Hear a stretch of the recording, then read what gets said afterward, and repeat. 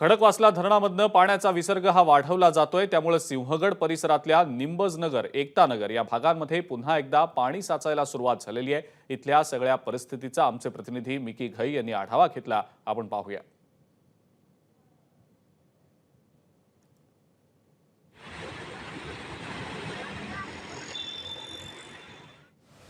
आणि त्यामुळे खडकवासला धरणातून पाण्याचा विसर्ग हा मुठा नदीमध्ये हळूहळू वाढवला जातोय आणि त्यामुळे मुठा नदीची पाणी पातळी ही वाढत चालली आहे। आता पुन्हा एकदा सिंहगड परिसरातील एकतानगर असेल किंबहुना निंबजनगर असेल या सगळ्या परिसरामध्ये पाणी साचायला सुरुवात झालेली आहे।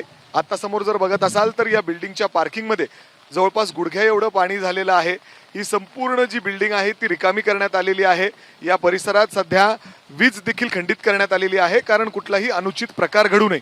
सध्या महानगरपालिकेची टीम असेल किंबहुना भारतीय सेना असेल ही देखील या ठिकाणी तैनात करण्यात आलेली आहे। माझ्यासोबत स्वतः महानगरपालिकेचे वरिष्ठ अधिकारी माधव जगताप सर आहेत।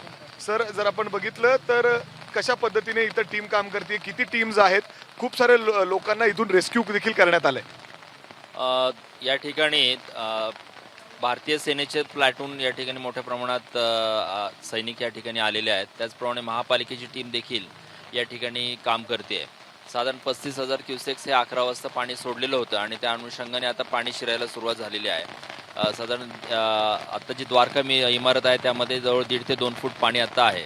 यामध्ये आम्ही जवळपास 6 टीम तयार केलेल्या आहेत। त्याच्यामध्ये सेनेचे अधिकारी कर्मचारी असतील, त्यामध्ये सैनिक असतील, त्याचप्रमाणे महापालिकेचे किंवा अग्निशामक दलाचे देखील कर्मचारी आपण त्या 6 टीममध्ये घेतलेले आहेत। त्याप्रमाणे निंबजनगरमध्ये 1 टीम असेल, त्याच्यानंतर हे एकतानगरमध्ये साधारण 5 टीम असतील आणि प्रत्येकाला एरिया आपण वाटप करून दिलेला आहे। सर, सातत्याने आपण सतर्कतेचा इशारा देतोय, अनेक ठिकाणी अनाउन्समेंट देखील केली जाते। येरवडा भागात देखील पाणी शिरणार आहे, आणखी कुठं कुठं अशा पद्धतीने सतर्कतेचा इशारा आहे जो नदीच्या लगत भाग आहे? पुणे शहरामध्ये आता विविध ठिकाणी ज्या ठिकाणी पाणी शिरतंय तर त्या ठिकाणी ते क्षेत्रीय कार्यालयामार्फत सहाय्यक आयुक्तांमार्फत त्या ठिकाणी प्रत्येकाला अनाउन्समेंट केली जाते। सुरक्षित ठिकाणी आपण स्थलांतरित व्हावे यासाठी सूचना दिल्या जातात, त्यांना सुरक्षित ठिकाणी स्थलांतरित केले जात आहे। जर आपण बघितलं तर अशा पद्धतीने वरिष्ठ अधिकारी देखील आता म्हणजे फील्डवर आहेत आणि अशा पद्धतीने आपण बघू शकतो भारतीय सेना यांचे जवान देखील इथं आहेत। अर्थात जर आपण बघितलं तर सिंहगड ज्या परिसरामध्ये मागच्या 5-7 दिवसाखाली जवळपास 10-12 फूट लोकांच्या घरामध्ये पाणी साचलेलं होतं, त्या ठिकाणी सध्या पूर्ण टीम ही ऍक्टिव्ह मोडवर दिसते। मात्र ज्या पद्धतीने पुण्यामध्ये मुसळधार पाऊस अजून देखील सुरू आहे, त्यामुळे खडकवासला धरणातून विसर्ग हा वाढवला जातोय आणि त्याचाच परिणाम अशा पद्धतीने पुन्हा एकदा सिंहगड रस्त्यावरील जे निंबजनगर आहे किंबहुना एकतानगर आहे किंबहुना येरवड्याचा काही भाग आहे तिथं पुन्हा एकदा सखल भागांमध्ये पाणी साचायला सुरुवात झाली आहे।